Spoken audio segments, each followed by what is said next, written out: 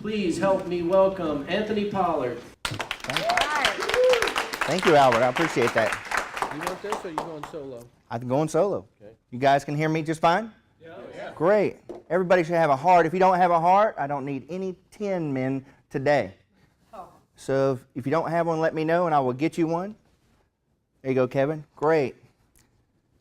Albert called me and said, hey, would you like to do this? I said, yes. You just don't know how much I would like to do this. But then I realized De La Torre is going to be here and a couple others. And also I got this nervous energy, so I'm just throwing it out there. Bear with me. We're going to go forward. And I want everybody to hold up their heart and look at it real quick. Think about the things you do from the heart.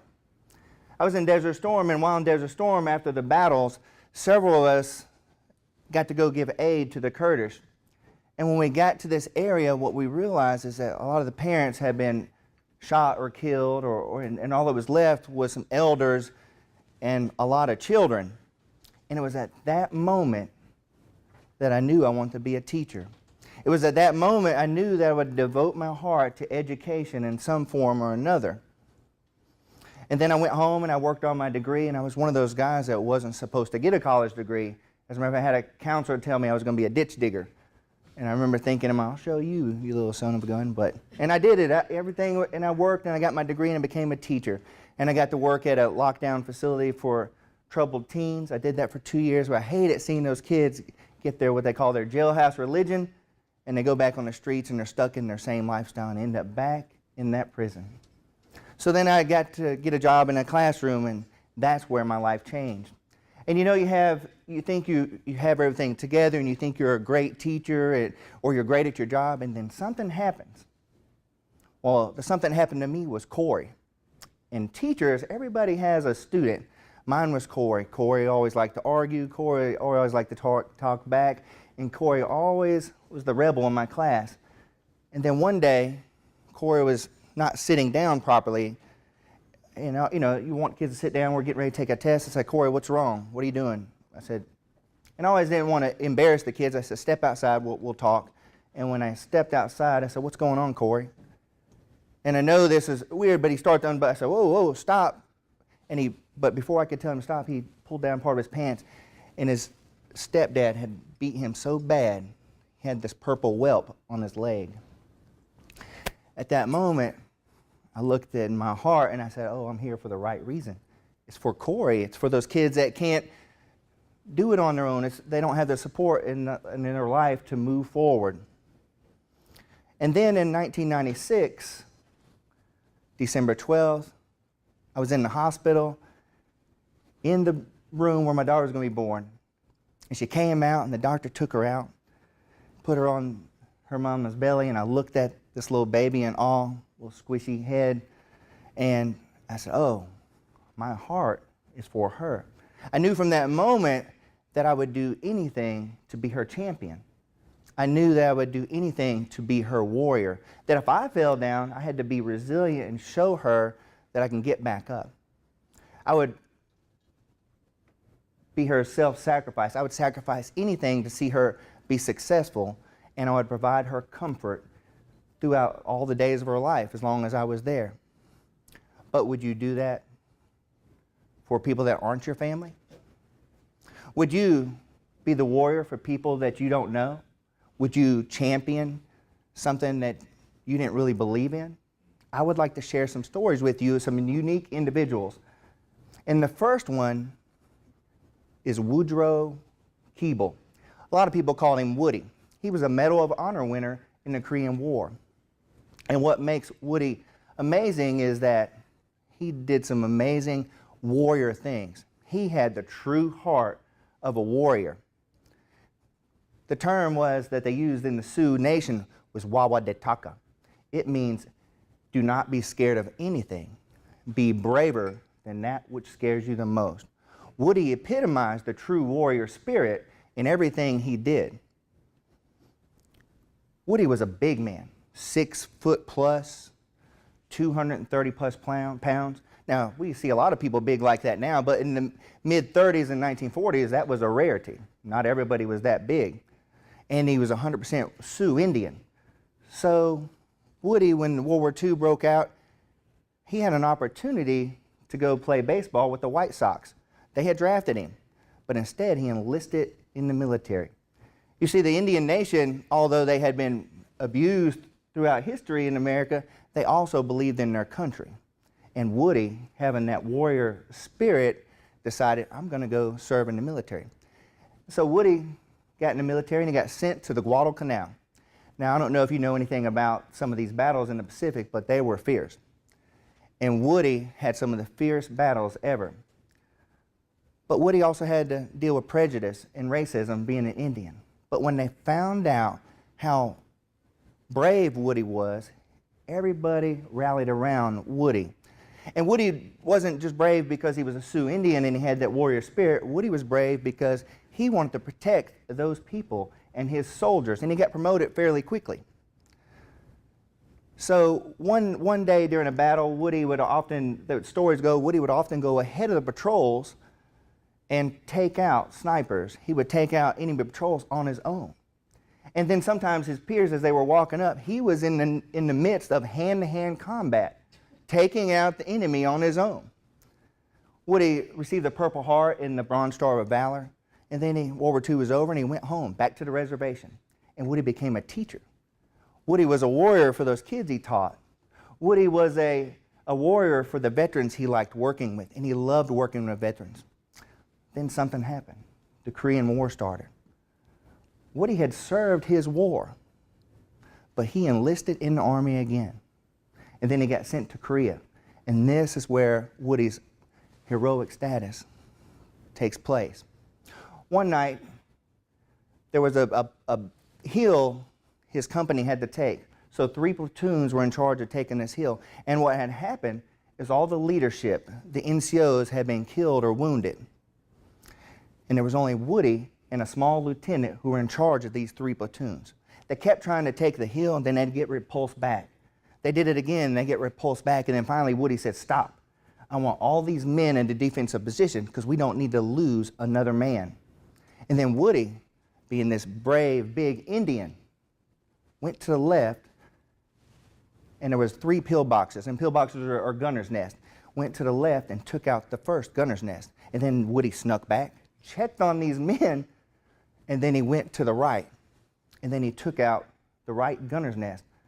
Now the Chinese and the Koreans, realizing what happened, started directing all their fire in that direction. They couldn't necessarily see Woody, but they just started aiming their fire in that direction.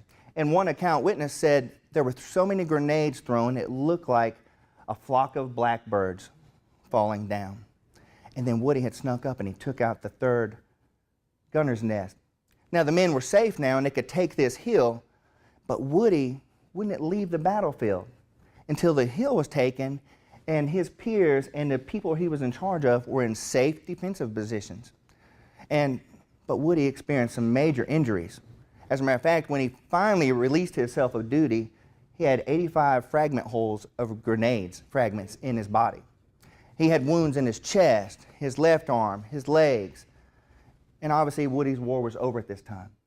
He was immediately put in for the Medal of Honor, but the paperwork was lost. And again, he was put in for the Medal of Honor, but the paperwork was lost. Woody went home back to the reservation. And now Woody walked different. He wasn't quite as strong, and he walked with a cane. Woody was in a lot of pain. But Woody, having the heart of a warrior, would put on his uniform with all his medals, and he would go talk to veterans. And he worked with veterans. And he did this for the rest of his life. And when he passed away, he never received the Medal of Honor, but 26 years later, he received it posthumously. Woody epitomized the heart of a warrior.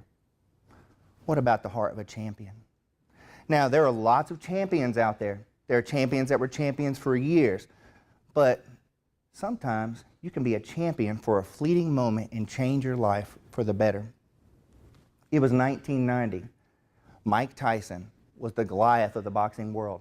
As a matter of fact, boxing publications said he was the pound-per-pound best boxer. And heavyweights never get that designation. It's usually for middleweights and welterweights. But he was given that designation. But he was going to fight Buster Douglas. Now, Buster Douglas was ranked 7th in the world. This was a tune-up match for Mike Tyson to fight Evander Holyfield. But stuff happened with Buster Douglas while training in Tokyo. You see, his mother would go around to the beauty salons and get her hair done, and she'd say, oh, my baby's going to win, be the champion of the world.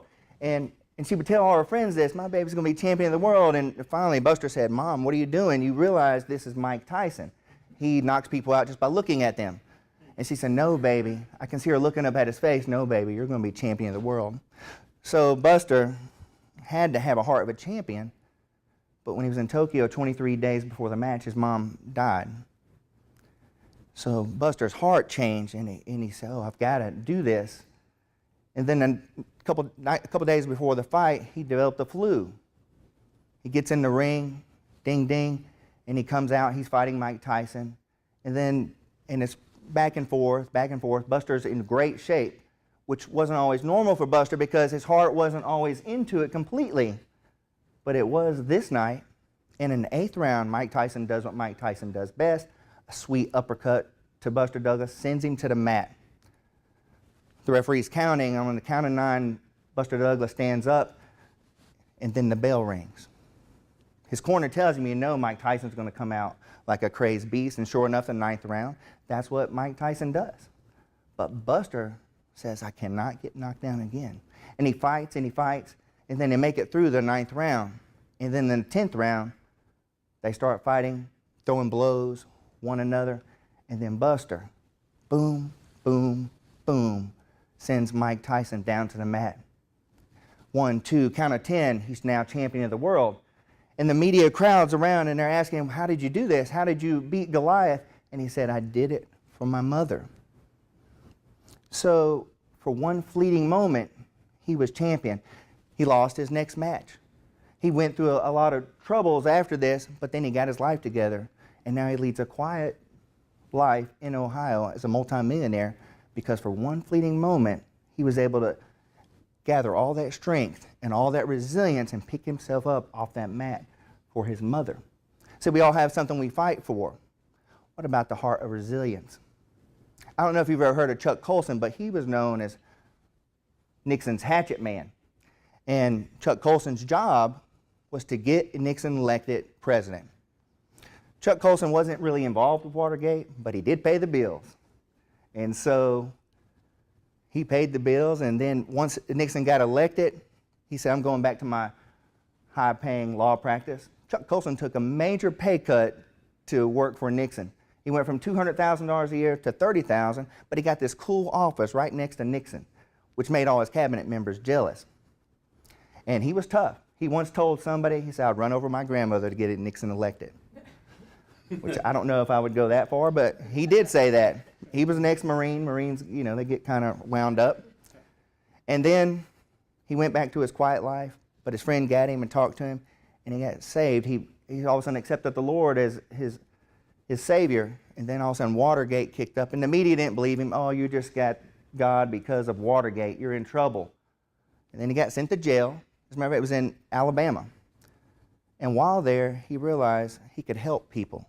He realized, I can help these people that are in prison, and I can help them with their life spiritually. I can help them rehab. I can help them get involved with their families. And then when he was released, he was offered $1 million to go work for some man in Texas. But he said, nope, I have to have a heart of resilience. I have fallen. I will be embarrassed the rest of my life. I am devoting my life to God. And he picked himself up and he started prison ministries. His prison ministries are all over the world. And he's really changed how a lot of prisons go about handling prisoners and rehabilitation. And it's an amazing story because in Easter, here's this man who suffered this great fall. He was without his family for a while. During Easter, he didn't spend time with his family. He would go into prisons and sleep there and stay with the prisoners for Easter. He did that for the rest of his days of his life. He had the heart of resilience when he fell down. What about the heart of self-sacrifice? Oh, I know my daughter. I would do so much for her. She called me the other day. Her boyfriend broke up with her, which was a good thing for me, but not for her. And she was very upset, and she was crying, and I always try to joke around, but that wasn't helping her during that time. And she told me, you're not helping me. I need you to listen. So I just sat there and listened. And I wanted to go through that pain for her, but I've been there several times. It was her turn. And so she has to go through this. It's part of growing up. But I know I would sacrifice anything to not see her in pain. Have you ever heard of the story of Irena Sendler? Irena Sendler was a Polish social worker in Warsaw. And in 1939, the Nazis came through and they created what they called the Warsaw Ghetto. And their goal was to basically starve out these Jewish Polish people. And they stuffed them all in this small area, 500,000 plus. And they would take them to Treblinka death camp, and they didn't feed them well. But Irena and her peers said, we've got to do something to help. What can we do? And so they devised a plan. We can't really help the adults, but maybe we can help some children. Now, had Irena been caught, she would have been killed right away. But they devised plans, and so Irena, being a social worker, she had this card. She could get into the Warsaw Ghetto, and she could go in and talk to the people, and she could talk to the parents. But could you imagine giving up your child? She would go up to the mothers and she would say, hey, I can't help you, but I might be able to help your child. And the moms would look at her, can you guarantee their safety? And Irena would have to tell them, I cannot guarantee their safety. If I get caught or my friends get caught, they're going to be killed and your child's going to be killed. But those mothers, once they realized what was going to happen, would release their children to Irena. Now, Irena had to come up with some neat ways to get the children out. You can't just walk them out. So for infants, they would sedate the babies and they would stick them underneath toolboxes because they were small and put little tools on top of them. They would also wrap them in cloth as if they were dead because they didn't want disease to spread, so the Nazis would let them get out. For the kids that were a little older, they would talk to them and say, hey, I need you to act like you're really sick and teach them how to act that way. And they said, we can get this one out because of disease. You don't want it to spread to your own soldiers. And some, they would sneak through sewer pipes. And she had a whole team, but one day one of her team members turned her in. Now, there was more to this because Irena would get all the information from the mothers. I need all your children's information. I need your information because after the war, I want to get your kids back to you. Even though Irena knew the truth, they may not get back to her. But she would take that information and put it in a jar, and then she would bury it under an apple tree near the Nazis' barracks. I love that. It's almost like I'm sticking it to you, Nazis. I'm doing it right here in front of your eyes, and you can't do anything about it. But then somebody turned her in. She had all these adoptive families that took these kids in. They could have been caught and killed. And then she was captured, and they sentenced her to death. Now, they didn't only sentence her to death. They brought her in, and they broke her legs. They broke her ankles. And when I'm picturing this, as I'm reading it, have you seen the movie Misery? And they just, I can see the abuse and her slamming her ankles and break them and how much pain she was in. But not once did Irena turn anybody in because she had the heart of self-sacrifice. She was willing to give up anything, even her life, to protect these children. Her and her friends saved over 2,500 children. And after the war, she went and dug up all these jars out of the apple tree, and she would look at them and try to put the families back with their children. But most of the parents had been killed in the death camps. A lot of the families went ahead and adopted the children and took them on as their own. But years later, they were interviewing Irena, and she was a small little lady, and she was very upset, and they said, what's wrong? You did so much. And still having a heart of sacrifice, she said, I did so little. She went to death feeling like she did not do enough, and she did so much and gave so much of her own. And our final story is called The Heart of Comfort. And this is also in the Warsaw ghettos. It's Janusz Korczak. I don't know if you've ever heard his story. It's an amazing story. He was a pediatrician. He wrote children's books. He started a children's orphanage in 1911 that was very progressive. As a matter of fact, he would bring the children in and he would teach them, hey, let's create our own government. and he would love them and let them be involved in the process, because usually orphanages during that day, it was just an orphanage, a place that we're giving you food and a bed, but he did more. He wanted to build those children up and prepare them for their future. And then World War II started, and Januz and his 190 orphans and his 12-plus staff were sent to Warsaw Ghetto. Now, Januz was very famous because of his books. And so when people realized who he was, they said, hey, no, you don't need to go here. Since you also started the Catholic orphanage, you can go there. But he refused, because he always provided comfort to those children, and he wanted to continue to do so.